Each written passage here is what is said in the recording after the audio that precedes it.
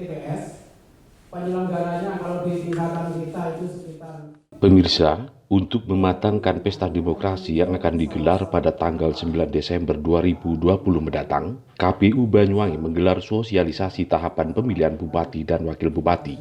Dalam sosialisasi yang digelar di salah satu hotel yang ada di Banyuwangi ini, turut hadir Komisioner KPU Provinsi Jatim Gogot Cahyo Baskoro, para ketua partai, jajaran Porpimda, petugas Bawaslu, dan Forum Kerukunan Umat Beragama FKUB.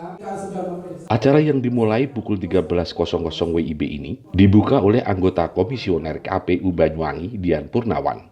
Digelarnya sosialisasi ini untuk lebih menggenjot persiapan dan mematangkan proses tahapan menghadapi pemilihan kepala daerah.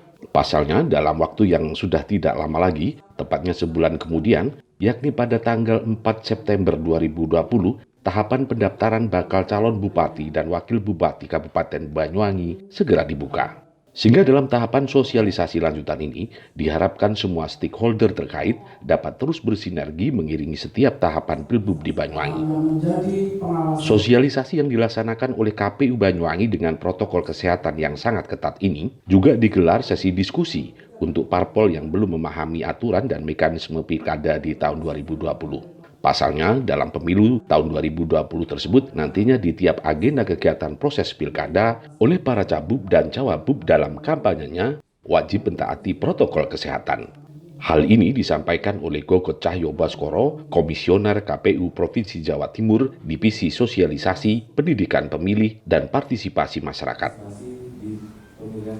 Ya, saya pikir ini adalah langkah bagus dari teman-teman KPU Banyuwangi untuk mengundang stakeholder terkait, memberikan sosialisasi mengenai tahapan dan pencalonan. Mengingat memang kedua hal ini cukup signifikan untuk diketahui teman-teman stakeholder, utamanya partai politik yang nanti memang akan mendelegasikan kader terbaiknya sebagai calon bupati dan wakil bupati di Kabupaten Banyuwangi. Nanti dalam waktu dekat di pertengahan September itu kan memang sudah mulai proses pencalonan, dan kita berharap dengan adanya sosialisasi semacam ini partai politik sudah bisa menyiapkan kader-kader terbaiknya, berikut syarat-syarat dokumennya, sehingga nanti tidak ada persoalan di dalam pelaksanaan pencalonan. Kemudian juga acara ini melibatkan tidak hanya Forkopimda tapi juga FKUB. Kami berharap nanti FKUB itu sebagai kepanjang tanganan jamaah, komunitas, keagamaan masing-masing itu bisa ikut bekerja sama dengan KPU yang melaksanakan sosialisasi, entah itu di jamaahnya masing-masing, misalnya komunitas pengajian, di jamaah gereja, atau komunitas masyarakat Hindu, dan seterusnya. Jadi harapan kita tidak berhenti di sini, tapi terus ditindaklanjuti. Apakah itu dengan model kerjasama dengan KPU dalam pelaksanaan sosialisasi atau seperti apa? Kalau APK nanti, apakah ada pos anggaran sendiri untuk para calon itu, Pak? Ya, jadi sampai dengan sekarang ini PKPU terkait dengan kampanye masih belum turun, tapi artinya kita masih mengacu kepada PKPU yang lama. Ya, APK itu nanti ada APK yang dibiayai oleh KPU, alat peraga kampanye yang dibiayai oleh KPU, ada juga APK yang difasilitasi oleh paslon.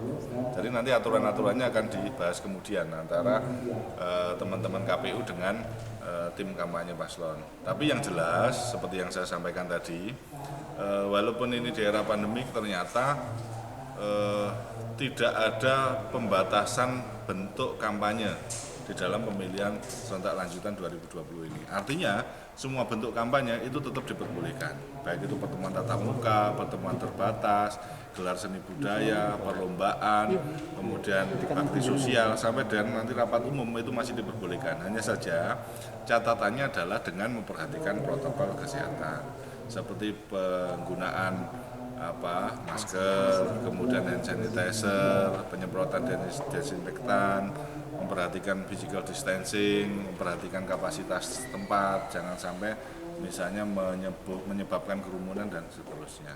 Jadi ini ya angin segar bagi kami, kita cukup optimis untuk melaksanakan pemilihan ini dengan tingkat partisipasi masyarakat 75%, tapi di sisi lain memang kami harus waspada, ekstra hati-hati, agar protokol kesehatan tetap bisa dilaksanakan dengan baik sehingga tahapan pemilihan tidak menyebabkan adanya klaster baru penyebaran COVID-19. Ya. Dari Banyuwangi, Jawa Timur, Tim Liputan Banyuwangi 1 TV melaporkan.